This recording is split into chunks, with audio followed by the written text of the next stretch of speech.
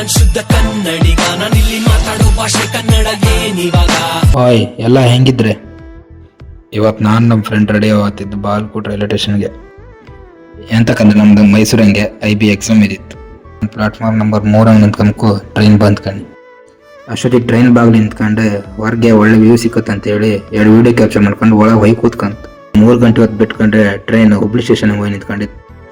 ಬೆಳಿಗ್ಗೆ 3 ಗಂಟೆಗೆ ಎತ್ಕೊಂಬತ್ತಿಗೆ ಟ್ರೈನ್ ಹಾಸನದಂಗೆ ಫ್ರೆಂಡಿನ ಮಾವನ ಮನೆ ಇದ್ದಿತ್ತು, ಅಲ್ಲೂ ರೆಸ್ಟ್ ಮಾಡ್ತು. ಬೆಳಿಗ್ಗೆ ಟೈಮ್ ಕಂಡ್ರೆ 10 ಗಂಟೆ ಆಯ್ತು.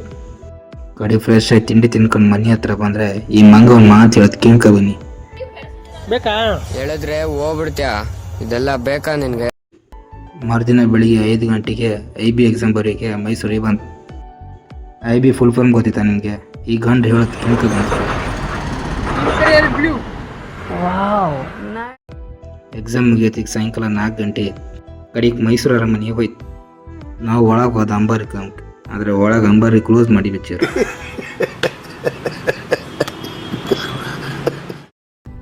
ಕಡೆಗೆಲ್ಲ ಮುಗಿಸ್ಕೊಂಡು ನಾವು ಹೊರಗೆ ಬಂದು ಭೀಮನ್ ಕಾಂಬಕ್ಕೆ. ನನ್ನ ಫ್ರೆಂಡ್ ಭೀಮಾ ಹೋಗೋಕ್ಕೂ ಭೀಮಾ ಎಲ್ರಿಗೂ ನಮಸ್ಕಾರ ಮಾಡ್ತಾರೆ.